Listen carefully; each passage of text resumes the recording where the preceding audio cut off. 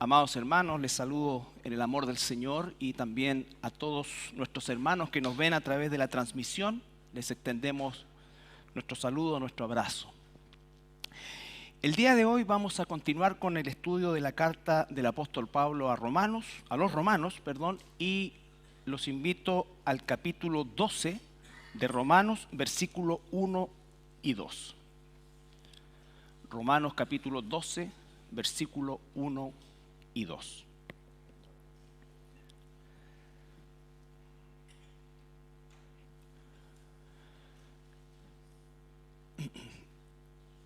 Dice así la palabra del Señor. Así que, hermanos, os ruego por las misericordias de Dios que presentéis vuestros cuerpos en sacrificio vivo, santo, agradable a Dios, que es vuestro culto racional. No os conforméis a este siglo, sino transformaos por medio de la renovación de vuestro entendimiento, para que comprobéis cuál sea la buena voluntad de Dios, agradable y perfecta. Padre, esta mañana venimos delante de ti, Señor, a escudriñar la palabra tuya, Señor, especialmente estos dos versículos que son tan importantes en nuestra formación, Señor. Yo te pido que podamos esta mañana todos salir fortalecidos, enseñados y también desafiados, Padre, a hacer tu voluntad. Gracias, Señor, por la libertad que tenemos de poder enseñar, predicar, reunirnos, Señor. En el nombre de Jesús. Amén. Bueno, se terminó una sección que abarca 3 capítulos, si ustedes se recuerdan, el 9, 10 y 11, que hablaba específicamente de la salvación de Israel, del plan de Dios con ellos y básicamente de cómo nosotros somos injertados en ellos y no al revés, ¿ya?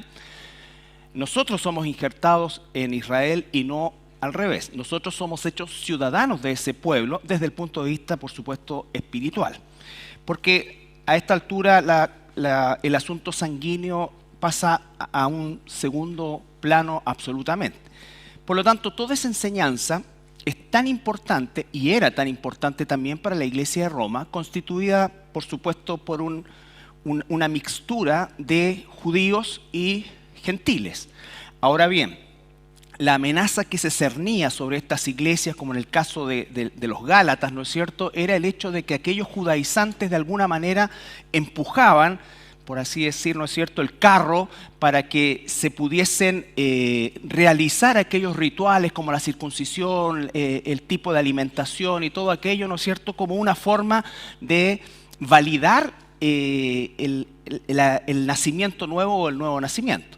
Cosa que por supuesto Pablo se encarga de dejar bien en claro. Pero por otro lado existía la otra parte de los gentiles que comenzaban de alguna forma a excluir a los judíos, ¿no es cierto?, de este plan de salvación, acusándolos como sería lo que a la posteridad se establecería el hecho de haber ellos matado a Dios, ¿ya?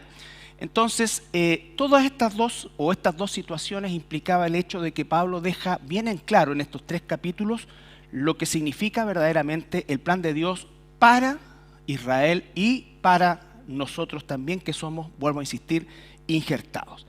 Ahora bien, de alguna manera también, terminando el capítulo 11, nosotros observamos en la división que podemos hacer de la carta que hasta aquí encontramos nosotros, como quien dice, la teoría, básicamente, de lo que es la doctrina bíblica. Nos habla acerca de la salvación, nos habla de una serie de elementos doctrinales que son absolutamente necesarios para entender, como dice ahí, ¿no es cierto?, la mente de Dios, en un sentido limitado, pero tenemos que entender.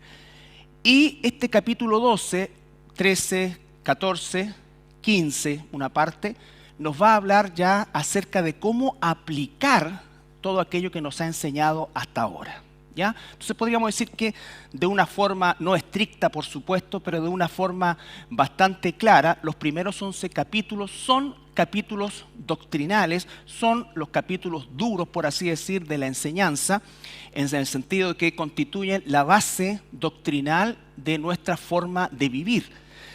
Y el capítulo 12 en adelante, hasta parte del 15, nos va a hablar acerca de cómo esto que hemos aprendido hasta aquí lo vamos a aplicar.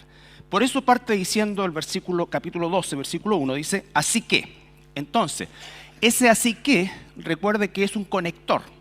Así que, o en virtud de, ¿no es cierto?, todo lo aprendido anteriormente, os ruego, por las misericordias de Dios, que presentéis vuestros cuerpos en sacrificio vivo, santo, agradable a Dios, que es vuestro culto racional. Entonces, lo primero que nos va a decir es que conectamos todo lo que hemos aprendido en el plano teórico, ¿no es cierto?, y va a decir lo primero, os ruego por las misericordias de Dios. Y dice, así que hermanos, vale decir, todo lo que viene a continuación no puede ser llevado a cabo por alguien que no ha nacido de nuevo. Un hijo de Dios es quien recibe este así que. Alguien que no ha nacido de nuevo, alguien que aún no ha entregado su vida al Señor Jesucristo, no puede aplicar lo que está hasta el capítulo 11. Quiero que hagamos esa salvedad, porque ciertamente si no está el Espíritu Santo dentro de nosotros morando como hijos de Dios, lo que viene a continuación, aunque lo sepamos, no vamos a poder aplicarlo. No se puede aplicar. Dice, así que, hermanos, os ruego. Y aquí es algo súper importante, dice, os ruego. El apóstol no dice, como en otras partes, les mando. ¿No es cierto? Lo que va a decir a continuación es una invitación de alguna manera, pero es una invitación muy fuerte, porque él dice, les ruego. Pablo usa varias veces esta expresión, les ruego, porque de alguna manera nos va a decir que nosotros no podemos hacer por los otros lo que cada uno debe hacer por sí mismo. Nos ha enseñado hasta el capítulo 11 la doctrina, pero ahora la aplicación de esa doctrina va a depender de cada uno de nosotros. ¿No es cierto?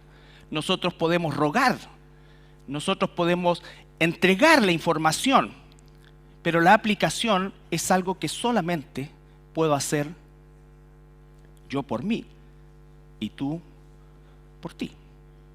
No existe esto de traspasar, ¿no es cierto?, la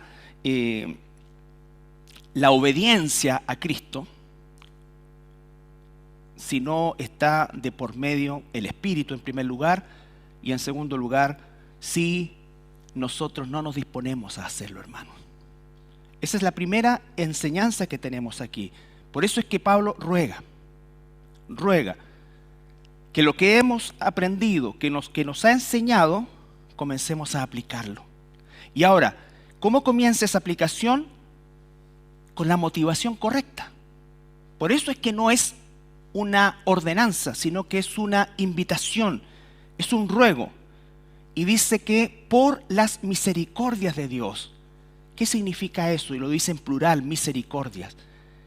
Por todo lo que Dios ha hecho por nosotros.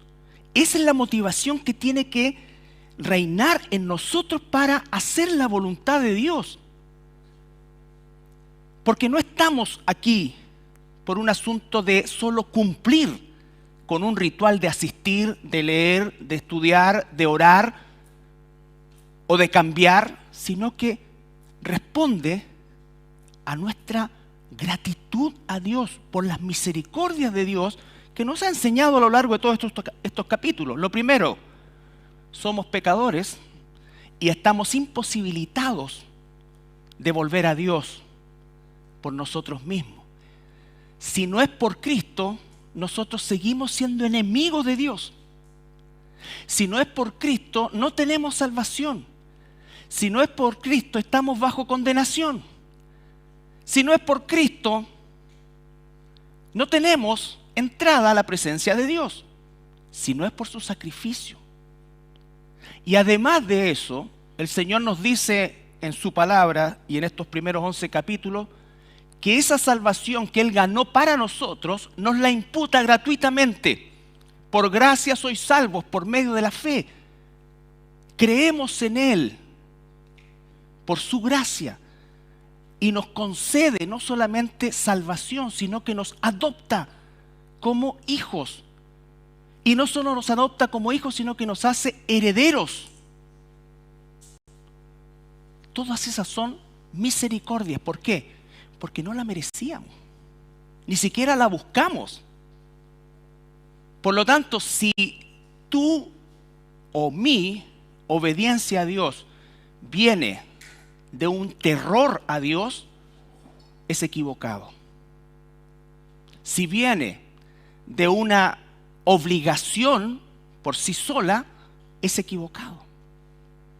Si no viene de la gratitud, ¿no es cierto?, no pasa de ser solamente un ritual religioso. No, yo voy porque tengo que ir. No, yo quiero ir. No siempre estoy del mejor ánimo, pero el 90-80% de las veces quiero ir. Por supuesto, somos humanos y hay un 20% que de repente o estamos cansados, nos da lata o estamos, ¿no es cierto?, en una situación a lo mejor en baja, como se dice. Pero si miramos un promedio, por eso dice la palabra, no dejen de congregarse como algunos tienen costumbre. La costumbre es estar, pero la motivación de estar no es asistir solamente, sino que es estar por gratitud y entender lo que eso significa. Por eso es que no se debe obligar a las personas. Tienes que ir, tienes que venir, tienes que hacer. No, porque finalmente van a terminar obedeciéndome a mí o a cualquier otro.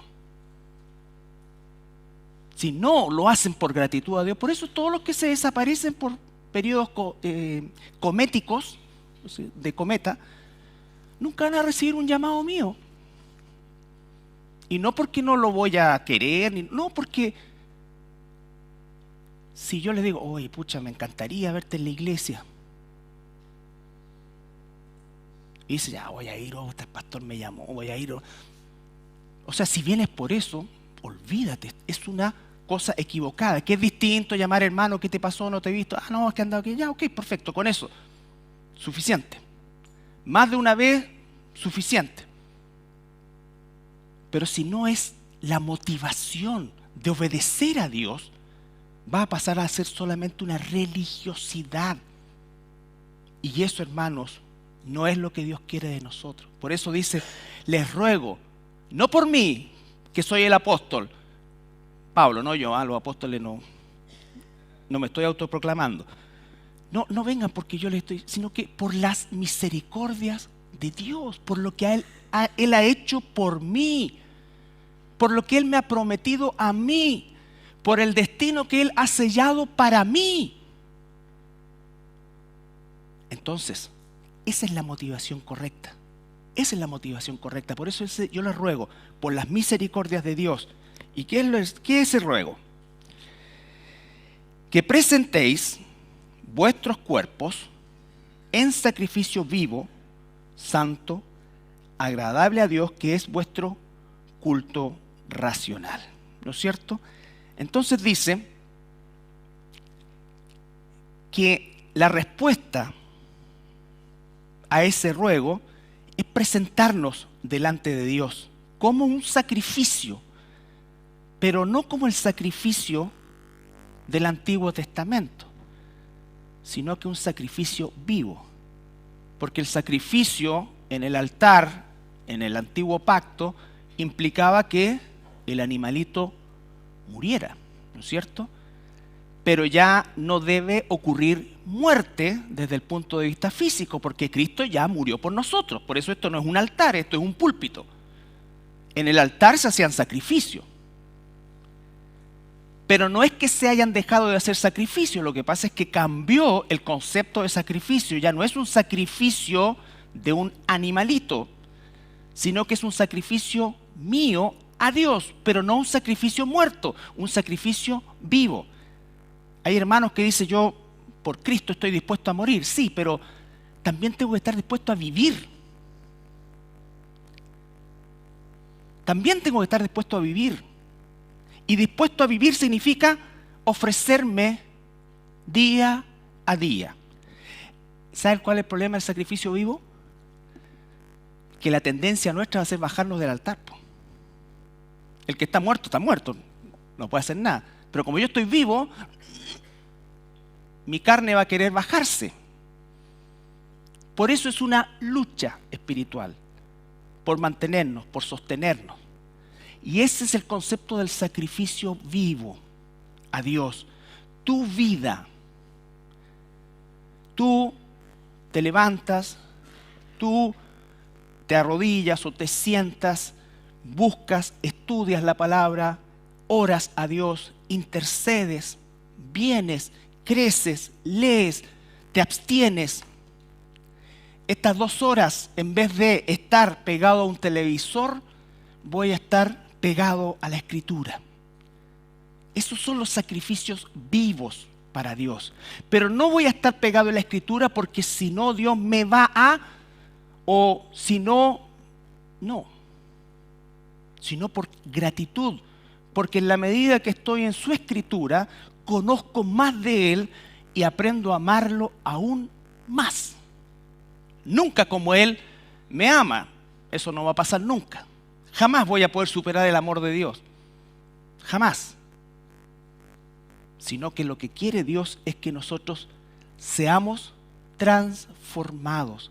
Pero para eso tengo que ofrecer un sacrificio vivo. Tú te levantaste hoy día, te duchaste, no, espero, ¿no es cierto? Te pegaste tu arreglá, los que pueden, y viniste. A lo mejor tu tendencia era día domingo, me quedo en cama, rico. Está bien. Hiciste un sacrificio, pero no, tengo que ir porque si no me van a sacar del ministerio X, o si no me van a poner una tarja, o si no. No, esa es la peor forma de hacer las cosas. Esa es la religiosidad que se impone desgraciadamente en algunos lugares, o en lugares desgraciadamente, donde, viniste, estás bien. Porque el estar aquí tampoco es sinónimo de que estamos bien espiritualmente. Significa que estamos. Ninguno de nosotros ve, pero el estar ya es un punto de partida. Si no estás verdaderamente escudriñando o, como dice el Señor, siendo parte del cuerpo que es la iglesia, que somos nosotros, ¿no es cierto? Entonces significa que parto en el menos, en el menos. A veces las personas piensan que nos hacen un favor en estar aquí o le hacemos peor aún un favor a Dios en estar aquí. No, nos hacemos un favor nosotros mismos. Nosotros mismos.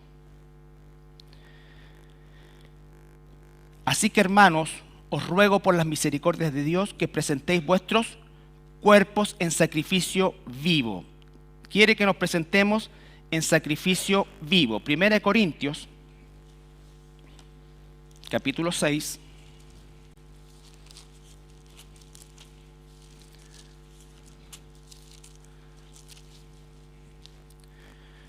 Versículo 18 al 20. Hoy hacía un solcito tan rico en la mañana, ¿ya no?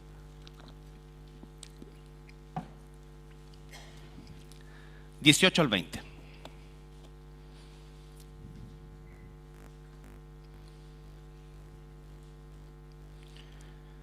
Recuerde que Corinto fue una iglesia modelo de todo lo que no se debe hacer. ¿Ya? Si alguien quiere ver qué es lo que no se debe hacer en la iglesia, es Corinto. Huid de la fornicación. Cualquier otro pecado que el hombre cometa está fuera del cuerpo, más el que fornica contra su propio cuerpo peca. ¿No es cierto? O ignoráis, y esto es para todos nosotros, que vuestro cuerpo es templo del Espíritu Santo, el cual está en vosotros, el cual tenéis de Dios y que no sois vuestros. No soy mío, no me pertenezco.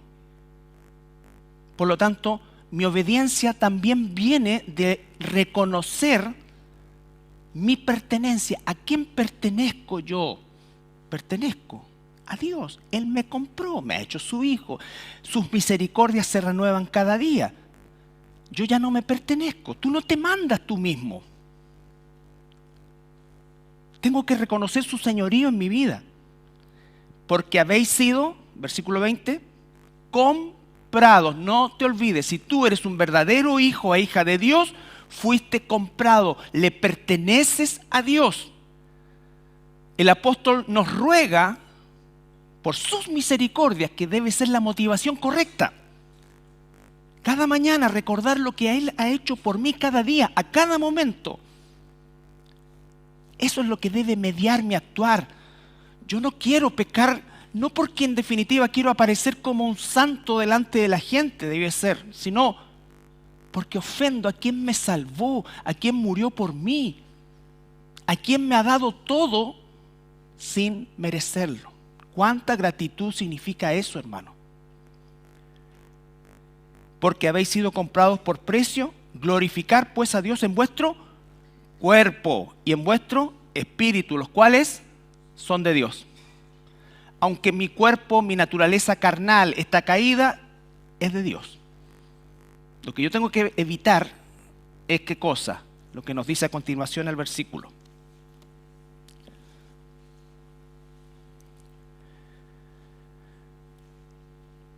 Versículo 2. No os conforméis a este siglo. La palabra conformarse ahí es como un molde. ¿Ya? Lo vamos a ver. Entonces, busco agradar a Dios, presentarme como un sacrificio vivo, santo. ¿Qué significa santo? Significa apartado. ¿No es cierto? Aparto mi vida, mi cuerpo de aquello que ofende a Dios. Aparto mi forma de pensar caída, porque mi forma de pensar caída ofende a Dios.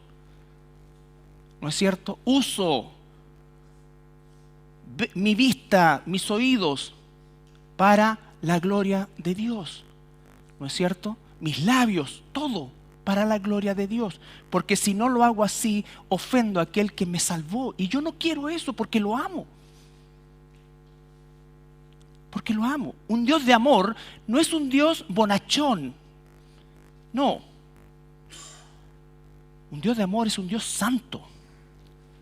Pero en su infinita perfección, Él desea que nosotros respondamos por la motivación correcta, la gratitud. No hay cosa más maravillosa que hacer las cosas por gratitud. Por gratitud. Entonces, Dios dice, ¿no es cierto? Agradable a Dios. Yo quiero ser agradable a Dios. A lo mejor por ser agradable a Dios soy desagradable al hombre, a las personas. ¿No es cierto? Pero ¿qué te vas a levantar? Pues, ¿cómo? Un domingo que no vayas, ¿qué va a hacer? Dirá el cónyuge inconverso. No. Porque mi fidelidad, de alguna manera, también va a hacer un testimonio, por ejemplo. Pero yo quiero agradar a Dios. Quiero agradar a Dios. ¿Lo hago siempre? Por supuesto que no. Desgraciadamente no siempre lo hago. Pero, vuelvo al promedio. El promedio debe ser que estoy buscando agradarle, no desagradarle. No desagradarle. Eso, hermanos, es la clave de entender por qué hacemos lo que hacemos. Por eso es que, así que, hermanos, si no somos hijos de Dios, nada de esto aplica. Y podemos ser religiosos. ¿Y sabes cuál es el resultado de los religiosos? Orgullo. No soy como este, yo vengo siempre. No soy como este, yo ofrendo. No soy como este, yo participo. No soy como este. Jamás eso, porque lo que hacemos lo hacemos porque amamos a Dios, por gratitud, por responder de alguna manera ínfima a su gracia, a su amor. No nos haces o no nos hacemos un favor entre nosotros estando aquí. Por eso esos tipos de evangelismo, oye, pero te ruego, mira, dale una oportunidad a Dios. Hay probado tantas cuestiones. A ver, bueno, ya vamos, pasa para acá. ¿Qué es eso? Oh, él estaba, y esa historia, ¿no es cierto? Que bajaba la escalera y que Jesús estaba súper triste en la chimenea esperando que viniera a tener comunión con él. ¿Qué es eso? Si es Dios. ¿Sabes cuál es la misericordia? ¿Está temblando? Ya, pues no sé. A ver el que arranca primero. ¿A dónde está la fe? Oh, se mueve un poco la tierra. Puta la cuestión. Menos mal que vivimos en esta época, si no, imagínate que esto fuera una catacumba y abren la puerta. Todo, ay, no, yo no soy cristiano. Él. ¿Ya estamos todos? ¿Se pasó la cosa? Ya.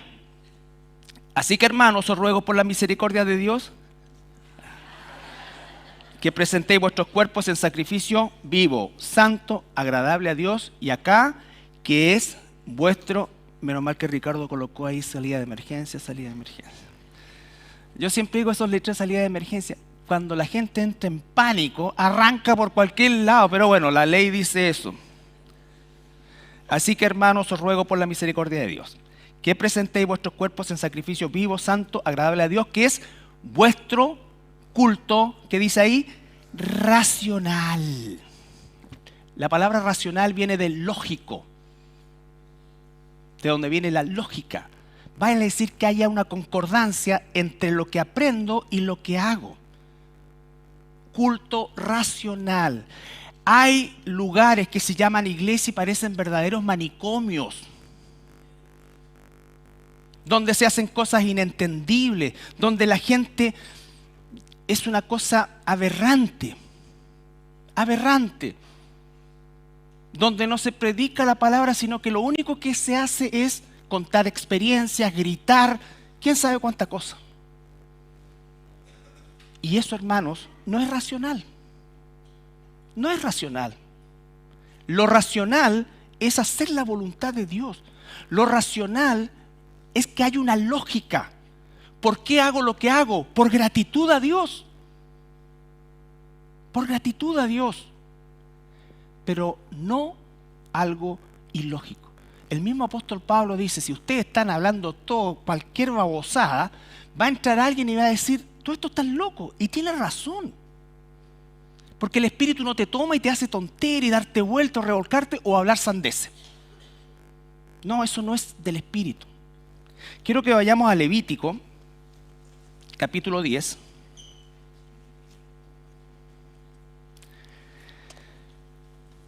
La historia de los hijos de Aarón, todos la deben conocer. Levítico 10, 1 y 2.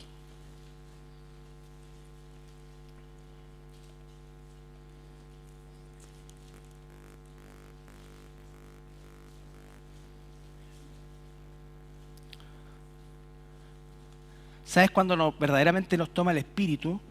Cuando tenemos gozo, paz, paciencia, benignidad, bondad, mansedumbre. Contra tales cosas dice no hay ley. Pero cuando te toma el Espíritu y te pegas cabezazos, sales corriendo, eso es, desde mi humilde punto de vista, si es verdad, es un demonio.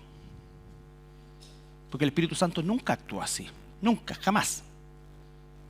Ni los apóstoles, ni Jesús.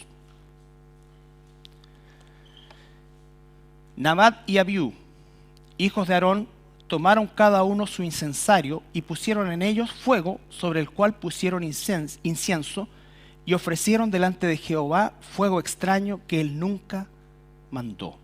Y salió fuego de delante de Jehová y los quemó y murieron delante de Jehová.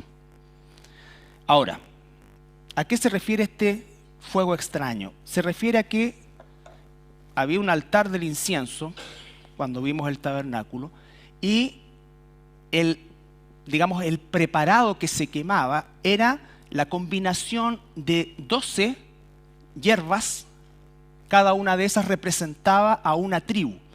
Todo eso estaba perfectamente estipulado, ¿no es cierto?, en cuanto a la mezcla y en cuanto a la proporción de cada una de ellas. Estos dos niños o muchachos, ¿no es cierto?, dijeron, hagamos otra cosa, po. Como siempre lo mismo.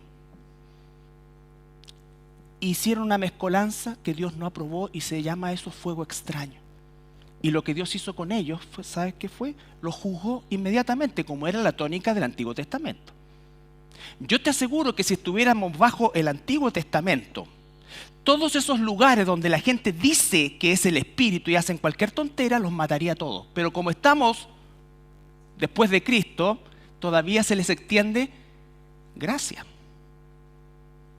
todavía se extiende gracia. Entonces, cuando dice vuestro culto racional, se refiere a que es algo lógico, algo que la gente puede negar desde el punto de vista de no aceptar, pero que tiene una lógica. ¿Por qué es que oramos?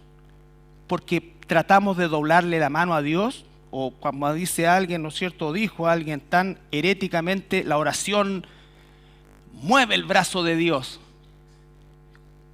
No, oramos primero porque Él quiere que oremos, y segundo porque la oración tiene un propósito. Por sobre todas las cosas tiene un propósito de buscar en esa intimidad a Dios. ¿Para qué? Para que nos siga transformando. Para que nos siga transformando. Porque a través de la oración buscamos su reino. Oramos por otros, intercedemos, pedimos perdón, pedimos por nuestras necesidades también. Pero la oración no es un monólogo de necesidades o un listado de necesidades que queremos que Dios las haga para hacerme la vida más fácil o ser más feliz. No, Dios quiere que nosotros busquemos su reino y no nos deja desamparados. Él dice, y lo demás yo te lo voy a añadir. Confía, busca el reino en tu vida y el reino en el plan de Dios. Volvemos a Romanos.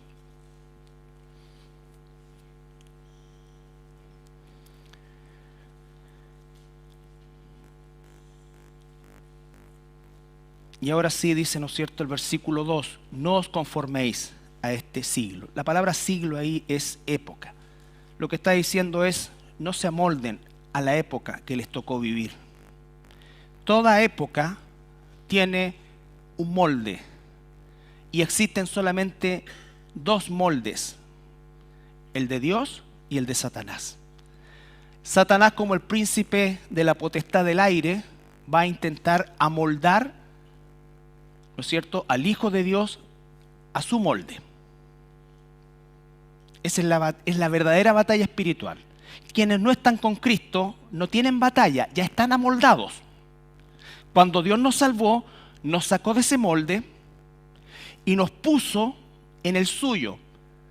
Y por eso es que nos cuesta, porque es un proceso de salir de este molde y asumir el suyo. Y por eso es que dice que debemos ser mansos y humildes. La palabra manso no significa menso, significa moldeable. Dejar de ponerle las manos a Dios es como que le estamos poniendo las manos al alfarero. Él quiere moldearnos. Pero ¿cómo le pongo las manos yo? Buscando mi propia voluntad, ¿no es cierto? Queriendo hacer las cosas a mi manera, queriendo que Dios solamente intervenga en estas cosas, pero en estas otras no, colocando las manos a su transformación. No os conforméis a este siglo, Salmo 24:4.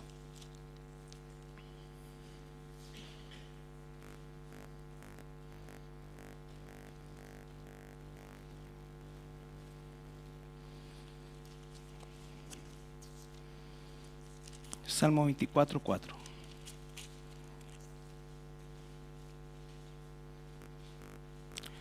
Desde el 3 y el 4.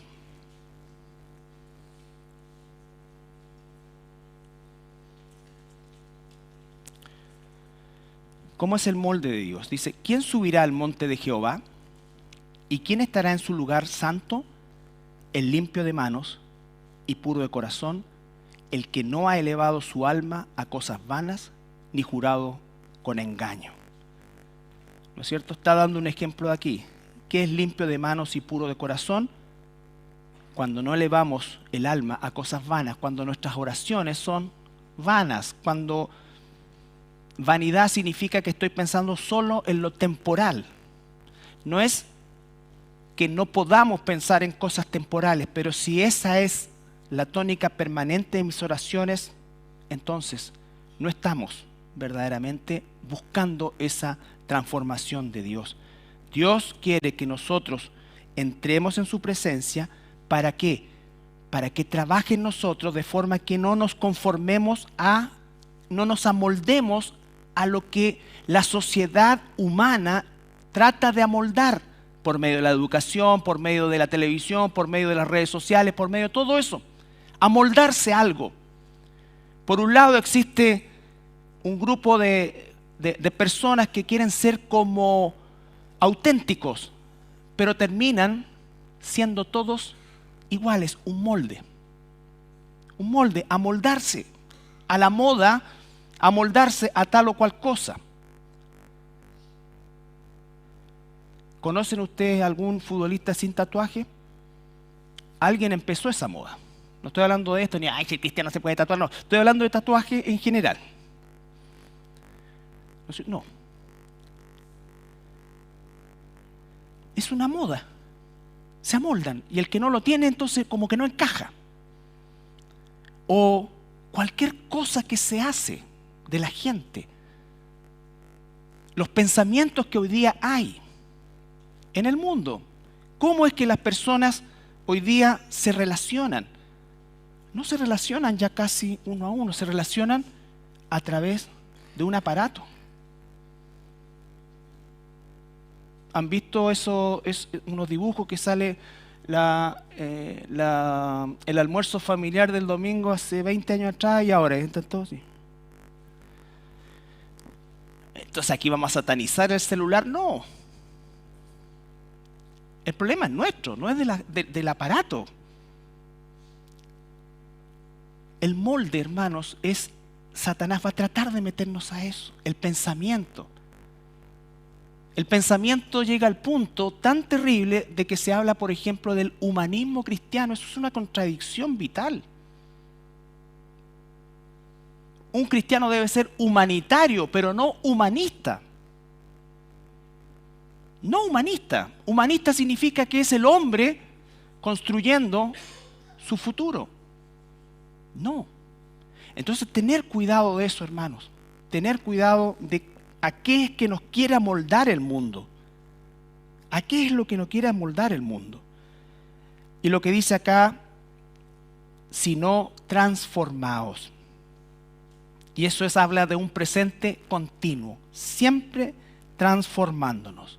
Pero esta palabra acá, o este verbo transformaos, tiene una particularidad en el idioma original. Se llama en un continuo pasivo. ¿Qué significa eso?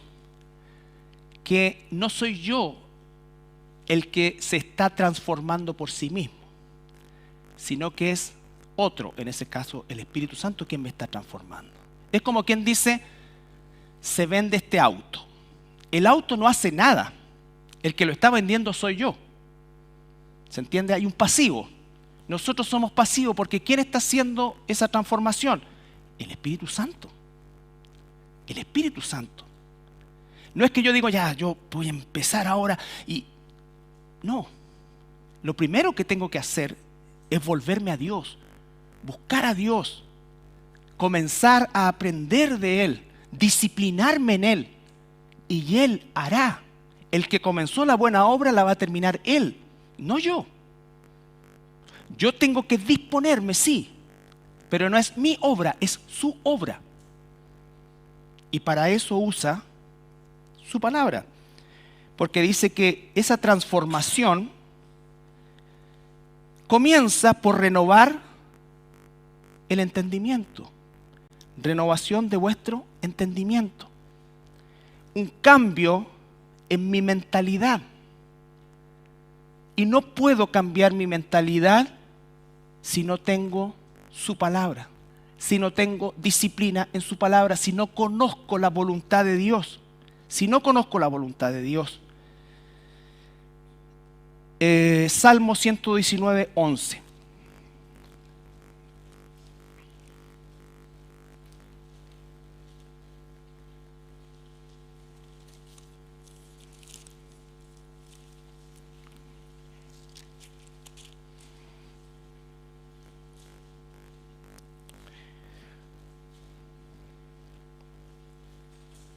Lo primero que parte es renovar nuestra manera de pensar. Cuando se habla de conformarse, se habla de lo externo. Cuando se habla de transformarse, se habla de lo interno. Es un cambio de adentro, es la palabra metamorfosis, de adentro hacia afuera. Lo que se va a ver afuera es el producto de lo que está adentro, siendo transformado. Por eso dice David, en mi corazón, recuerde que la palabra corazón para los hebreos significa el ser completo, mente y emociones y todo. En mi corazón he guardado, ¿qué cosa? Tus dichos, tu palabra. ¿Para qué? Para no pecar contra ti. La transformación parte por un cambio de mentalidad. Y no puede haber cambio de mentalidad si no está la palabra de Dios. Si no está la palabra de Dios. Por eso es que es absolutamente imprescindible el conocer a Dios por medio de su palabra. No por medio de las experiencias. Las experiencias, si no están sometidas a la palabra de Dios, no podemos nosotros saber si verdaderamente viene de Dios. ¿No es cierto? Hay gente que dice, oye, a mí se me apareció el Señor y me habló. ¿Qué es eso? No, el Señor a los profetas había una forma en cómo les hablaba, ¿no es cierto? Y a nosotros, ¿cómo nos habla? Dice, por medio de su palabra, hoy. Esta es la profeta, el profeta, está aquí. Dios habla aquí, aquí. Dios puede darte una palabra en algún momento, claro, ¿sabes qué? Esto, decide esto, lo pone en tu corazón y tú tienes una convicción de eso. Pero esas son las excepciones. Y para llegar a ese nivel de fineza, ¿no es cierto? Primero tengo que estar bien nutrido de esto. Si no, hermanos, es donde ocurren las aberraciones. El Señor me dijo, el Señor dice que, el Señor... Entonces, todo eso, hermanos, es torcer la Escritura. Torcer la Escritura. Entonces David dice, en mi corazón he guardado tus dichos para no pecar contra ti. Volvemos a Romanos para ir aplicando cada uno de estos pasajes. No os conforméis a este siglo, sino transformaos por medio de la renovación de vuestro entendimiento. Transformaos. Dios no quiere, o el propósito de Dios, mejor dicho, no es que nosotros hagamos cosas. El propósito de Dios es que seamos transformados. ¿Y qué dice? Que de la transformación va a surgir las cosas que Dios quiere que haga. Segunda de Timoteo, capítulo 3.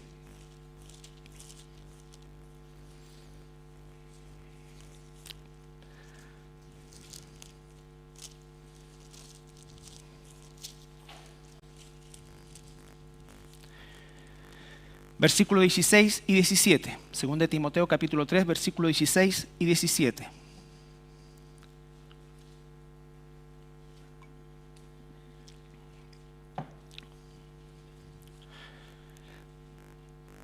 Toda escritura es inspirada por Dios y útil para enseñar, para redarguir, para corregir, para instruir en justicia. Ese es el proceso de transformación.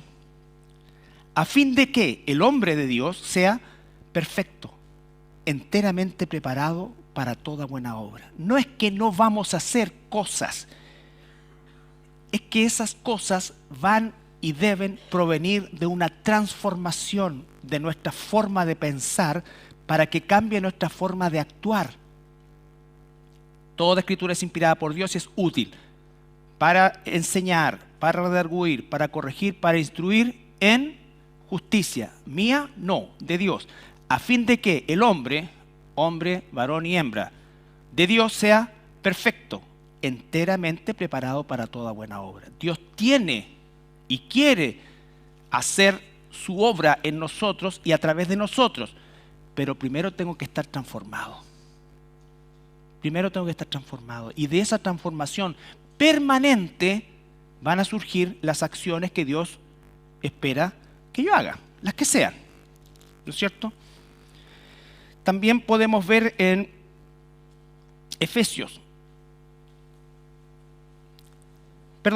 Colosenses, capítulo 3.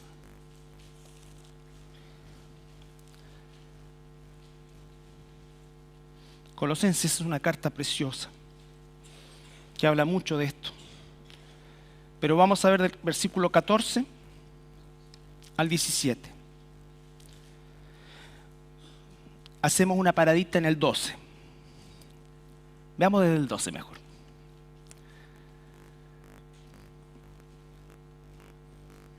¿Recuerda, Timoteo? Toda la escritura es útil para. Ahora, ¿cuáles son esas obras? Vestidos pues como escogidos de Dios. 3:12. Vestidos pues como escogidos de Dios, santos y amados, de entrañable misericordia. Esas son las obras. De benignidad, de humildad, de mansedumbre, de paciencia. Eso es transformación, hermanos. Eso es preparado para toda buena obra. Soportando. Porque cuando dice preparado para toda buena obra, Dios, ¿dónde me va a mandar? ¿Será que será en África? ¿Será que será allá? ¿Seré un predicador o un apóstol? No, estas son las obras. Soportándose unos a otros y perdonándose unos a otros. Si alguno tuviera queja contra otra, de la manera en que Cristo os perdonó, así también hacedlo vosotros. Y sobre todas estas cosas, vestidos de amor, que es el vínculo perfecto. Y la paz de Dios gobierna en vuestros corazones, engañándoos y exhortándoos unos a otros en toda sabiduría, cantando con gracia en vuestros corazones al Señor con salmos e himnos y cánticos espirituales. Y todo lo que hacéis, sea de palabra o de hecho, hacerlo todo en el nombre del Señor Jesús, dando gracia a Dios Padre por medio de Él. No voy a seguir con el 18, pero solamente, casada está sujeta a vuestros maridos, toda buena obra. Maridos, amad a vuestras mujeres, toda buena obra. Esa es la práctica. Esa es una persona, un ser humano, hijo de Dios, transformado por la gracia de Dios y permanentemente siendo transformado. Ese es el proceso, hermanos. A eso se refiere que nuestra mente sea transformado, para que nuestras acciones sean transformadas. Pero no lo hacemos porque queremos ganar algo. Lo hacemos porque Él ya ganó todo para nosotros. Y esto es lo que agrada a Dios. Esto es agradable delante de Dios. Eso es lo que estoy buscando, su palabra. También dice en Colosenses, ahí mismo,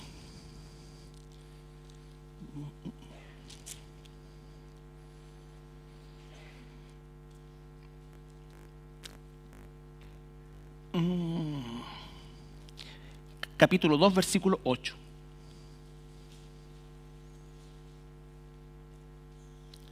Mirad que nadie os engañe por medio de filosofías y huecas sutilezas según las tradiciones de los hombres, conforme a los rudimentos del mundo y no según Cristo.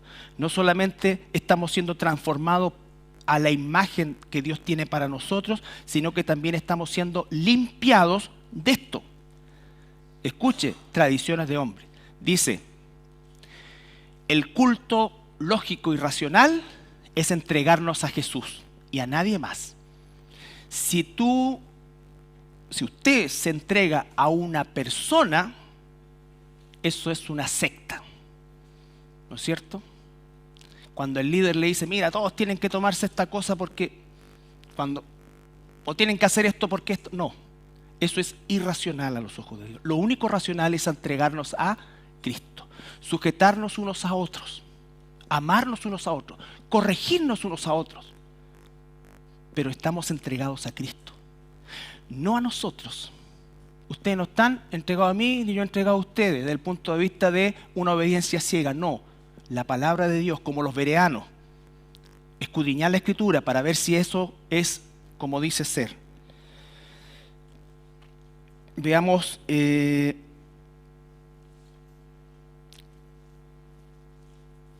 mismo en Colosenses. Capítulo 1. Colosenses capítulo 1, versículos 9 y 10.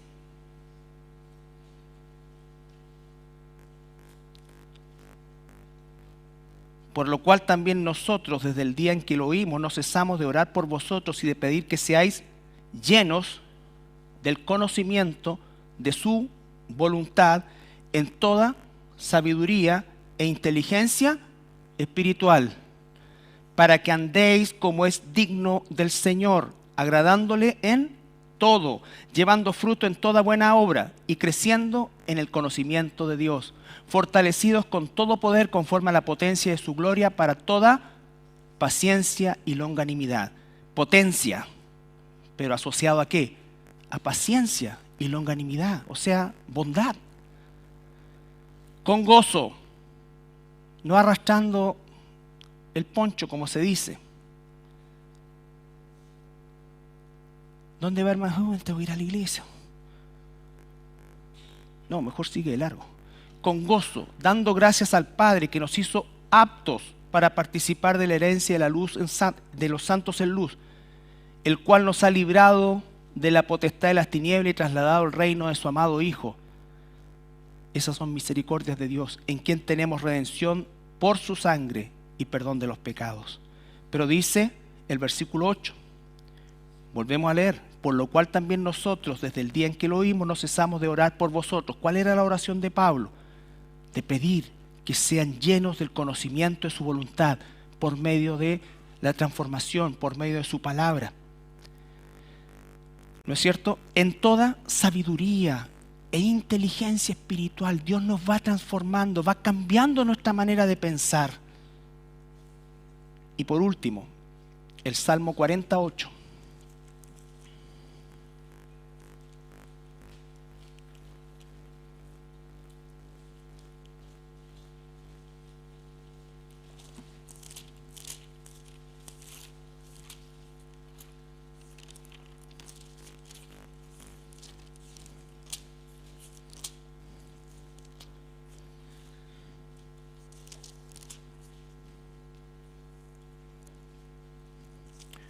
Esta es la meta.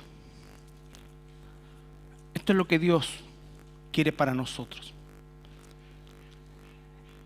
El hacer tu voluntad.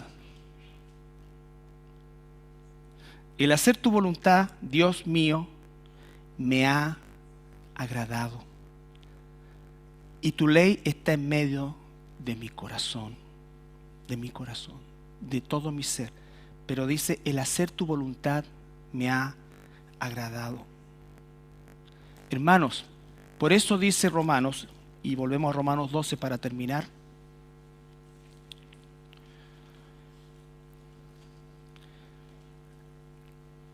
Doce, 1 y 2.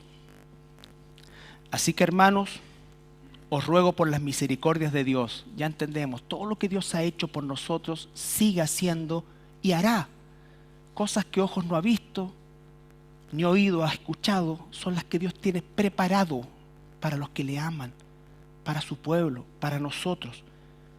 Entonces, todas esas misericordias deben ser el impulso, la razón, la motivación para presentarnos como un sacrificio vivo, permanente a Dios. Si no viene de ahí, hermanos, tengo que examinarme, porque no estoy aquí por una obligación religiosa, estoy aquí por una obligación de amor, de gratitud.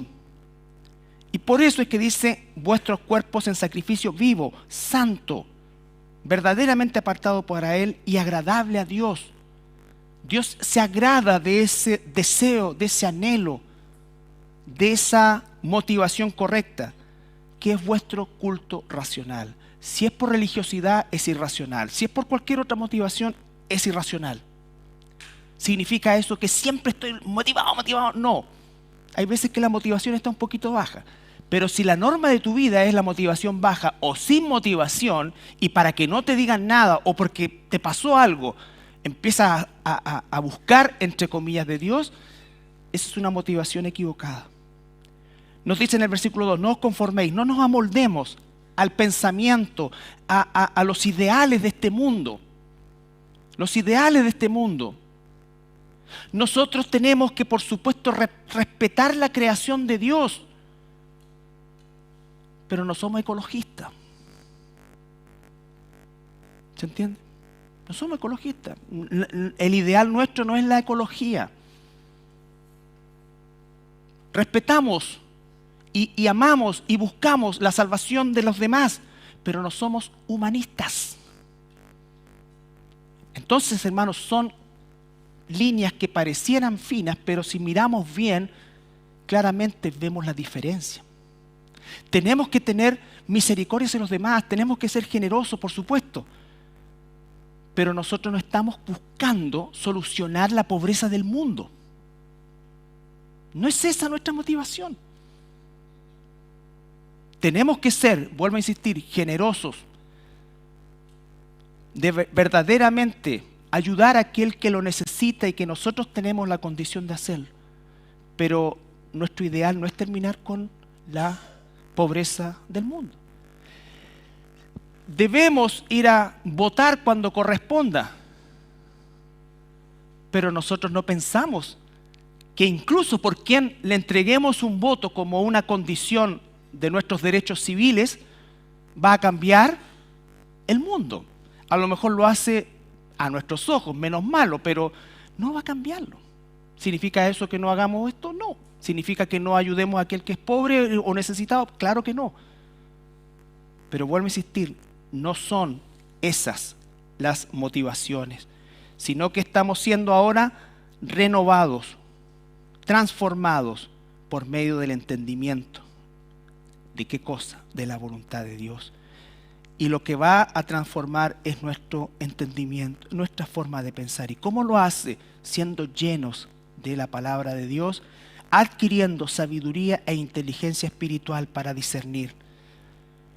Y después de eso, comprobamos, ¿sabes qué cosa? Que la voluntad de Dios es buena, es agradable, es perfecta. ¿Por qué para muchos cristianos les parece una lata la voluntad de Dios? Si es que son cristianos. Y siempre es como, ay, un esfuerzo, tengo, todo, siempre todo, ay. Como el gozo, ¿dónde está? Por eso les vuelvo a insistir, no, el pastorado no consiste en arrastrar personas. No, consiste en guiar, no arrastrar. Porque si no, estoy haciendo que la persona tenga una convicción equivocada. La buena voluntad de Dios, agradable y perfecta. Claro que sí, porque Él quiere y ha querido desde siempre lo mejor para nosotros. ¿Nos ponemos de pie para orar?